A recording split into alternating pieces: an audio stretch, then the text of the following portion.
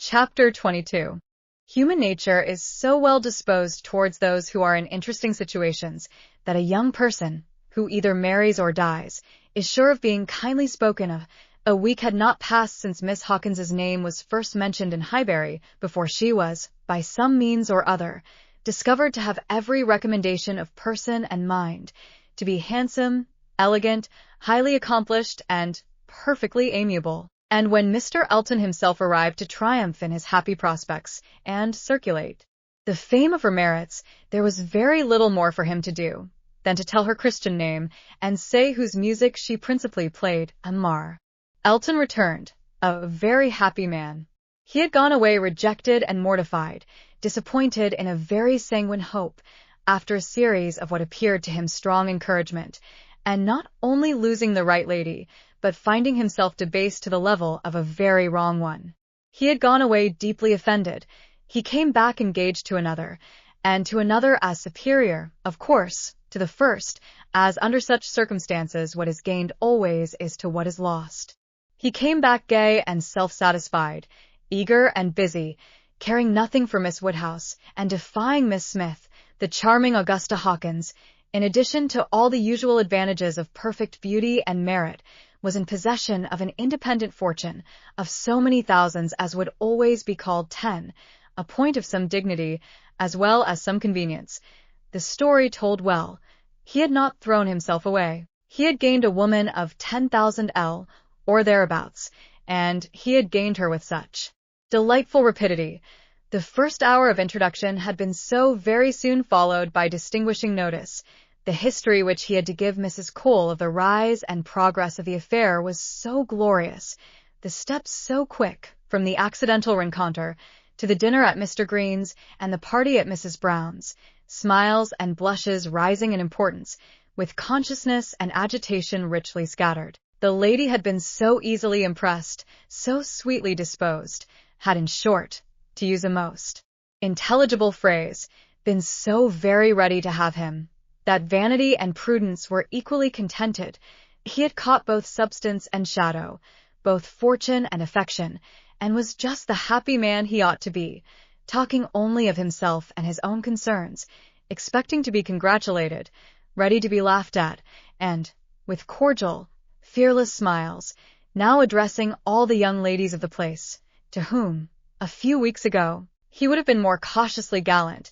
The wedding was no distant event, as the parties had only themselves to please, and nothing but the necessary preparations to wait for, and when he set out for Bath again, there was a general expectation, which a certain glance of Mrs. Cole's did not seem to contradict, that when he next entered Highbury he would bring his bride. During his present short stay, Emma had barely seen him, but just enough to feel that the first meeting was over, and to give her the impression of his not being improved by the mixture of pique and pretension now spread over his air. She was, in fact, beginning very much to wonder that she had ever thought him pleasing at all, and his sight was so inseparably connected with some very disagreeable feelings that, except in a moral light, as a penance, a lesson, a source of profitable humiliation to her own mind, she would have been thankful to be assured of never seeing him again. She wished him very well, but he gave her pain, and his welfare 20 miles off would administer most satisfaction. The pain of his continued residence in Highbury, however, must certainly be lessened by his marriage. Many vain solicitudes would be prevented, many awkwardnesses smoothed by it. A Mrs. Elton would be an excuse for any change of intercourse. Former intimacy might sink without remark. It would be almost beginning their life of civility again to the lady. Individually, Emma thought very little. She was good enough for Mr. Elton, no doubt, accomplished enough for Highbury, handsome enough to look plain, probably, by Harriet's side. As to connection, there Emma was perfectly easy, persuaded that after all his own vaunted claims and disdain of Harriet, he had done nothing. On that article, truth seemed attainable. What she was must be uncertain, but who she was might be found out, and setting aside the 10,000 L, it did not appear that she was at all Harriet's superior. She brought no name, no blood, no alliance. Miss Hawkins was the youngest of the 2 daughters of a Bristol merchant.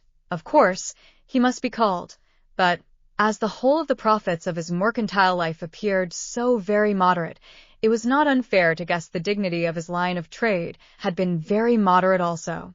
Part of every winter she had been used to spend in Bath, but Bristol was her home, the very heart of Bristol, for though the father and mother had died some years ago, an uncle remained. In the law line, nothing more distinctly honorable was hazarded of him than that he was in the law line, and with him the daughter had lived. Emma guessed him to be the drudge of some attorney, and too stupid to rise. And all the grandeur of the connection seemed dependent on the elder sister, who was very well married, to a gentleman in a great way, near Bristol, who kept 2 carriages. That was the wind-up of the history. That was the glory of Miss Hawkins. Could she but have given Harriet her feelings about it all? She had talked her into love. But, alas, she was not so easily to be talked out of it. The charm of an object to occupy the many vacancies of Harriet's mind was not to be talked away. He might be superseded by another. He certainly would indeed. Nothing could be clearer. Even a Robert Martin would have been sufficient. But nothing else, she feared, would cure her. Harriet was one of those who, having once begun, would be always in love. And now, poor girl, she was considerably worse from this reappearance of Mr. Elton. She was always having a glimpse of him somewhere or other. Emma saw him only once, but 2 or 3 times every day Harriet was sure just to meet with him, or just to miss him, just to hear his voice, or see his shoulder, just to have something occur to preserve him in her fancy, in all the favoring warmth of surprise and conjecture.